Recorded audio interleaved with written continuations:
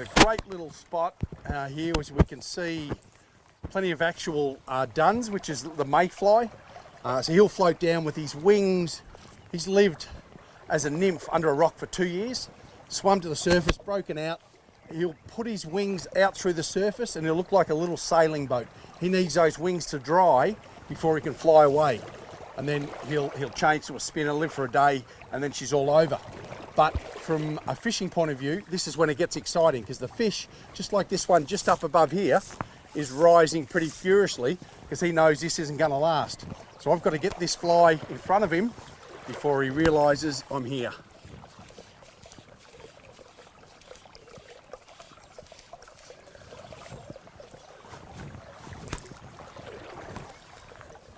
Just over to the right a little of where I've cast.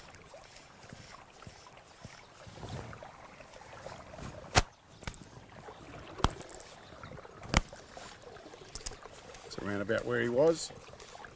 Oh, just a little bit over to the right again.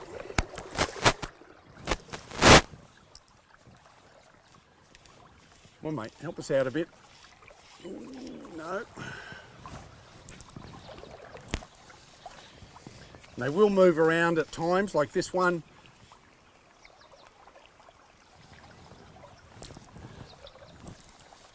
Depends on how thick that hatch is. Come on, mate.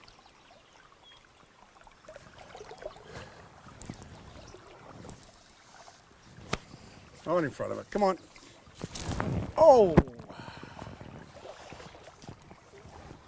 Don't hook them all. I might have been a little bit too, again, too fast. You see it take it. Normally, when you're fishing from behind, it sets the hook anyway. That one didn't.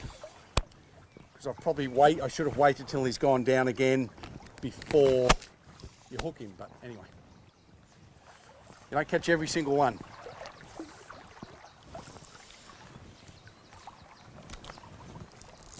He's back up again, actually, so that's fine. When there's a lot of food about, they get pretty serious with eating.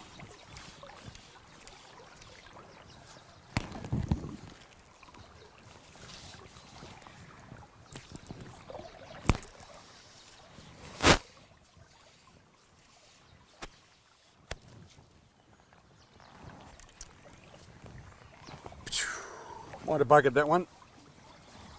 Now, we've had a few rejections, and I'm not good with rejections. So it looks like what they're eating is a spent spinner, and that's a mayfly that's perhaps died. Now it's laid its eggs and died like an hour ago. And that sits on the surface, and it's a lot smaller with clear wings. So I'm going to put this on, which is what we call a Hubert's Red. It imitates a lovely little Mataura River spent spinner. And fingers crossed, they'll see this and eat it. Just got one as we've walked up, just sort of slowly rising there. We'll put that fly in front of him. Oh yeah, you could just see just that slow rise. Just on the wrong side. Got to get it in front of him. And I've got a slow rise is a slow take as well.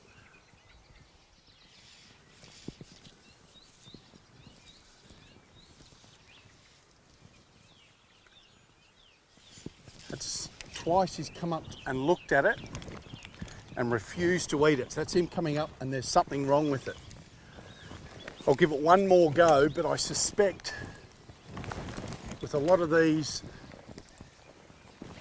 here we go, a lot of these mayflies are like a mahogany, almost a brown colour. It's 3 times, yep. And what I've got is an Adam's parachute in a grey. So it worked fine for a few fish back there, but in a bit of water like that, it's a little bit slower moving. They have more time to look at it and they want it to be perfect. Much like somebody's steak. They want it exactly how they want it, or it's going back. The same with these. In this slower water, they'll look at it very suspiciously and they want exact size and colour. And so I'll just go now to an 18, slightly smaller, and in a mahogany in a brown colour, and hopefully that should do the trick. Right, so we've got this smaller little done now. We've just got to find that fish again. this in front of him.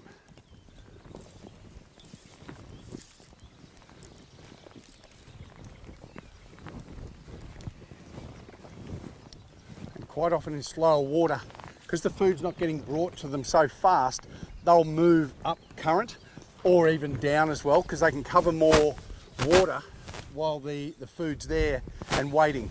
Because this rise of the mayflies might only happen for half an hour, so they've got to get as many in their belly as they can, and that involves covering distance. Just found him just up here.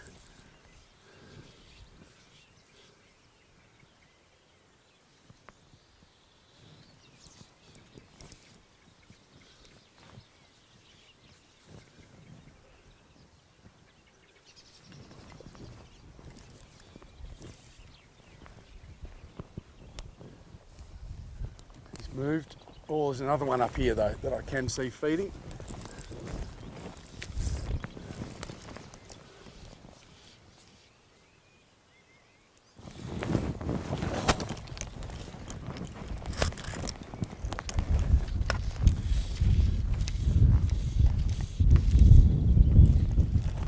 Yep.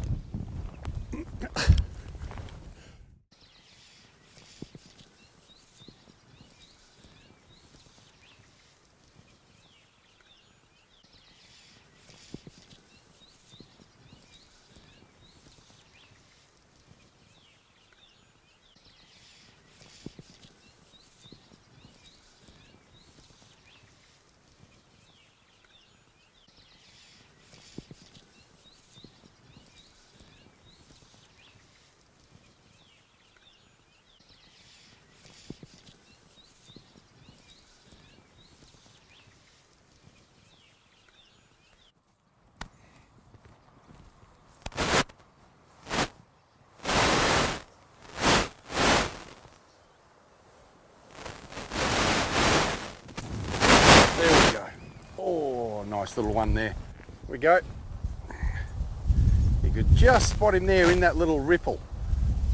Oh, nice fish. And they're good. Again, not a monster. And the majority you're going to get fish, I guess, from 2.5, 5 would see out normally most of the biggest ones, particularly up high. You will get the odd stonker, but most are going to be around about your 3.5 pounders. This one will be 2.5 or 3, so great fun to target in a place like this. It's a pretty amazing environment. You've got snow-capped mountains, lovely green grass. You've got sheep that are white and not grey like some of our poor Aussie ones in the dust. So it's a pretty amazing place to spend a bit of time. We've sort of tired him out now. They're still fit little fish. They're very strong and powerful little fish. So even these small ones, once you get them in close, don't take it for granted. Definitely don't lock up on them, because they will bust off 6 and 7 pound tippet pretty easily. So you just got to be prepared to let them go if they have to, but if his head's up, and we can get him in the net. And a lovely little fish, so that's just great fun, particularly when it's sight cast. And that's what why I come to New Zealand. I think as a fly fisherman, that's something that you really love doing, is spotting a fish, walking up a river, spotting it, and then putting all the skills that you've practiced, be it casting or mending your line, everything that you've learnt to make it work out. But it all starts with a good pair of polarized glasses that you can see the fish, and then implementing the skills that you've been practicing for a long time, and it makes it really enjoyable. Just a bit tangled in that net, now we're good. But a beautiful, strong, fit fish, plenty of power, and just great fun to be catching these on a lovely little nymph sighted. They're perfect. You just hold him and he's good straight off. You want him to swim away like that and know that he's going to be right for when you come back, or one of your mates come back, or even your kids come back, that you leave a lot of these fish in their environment, so they're going to be ready for somebody else to catch as well.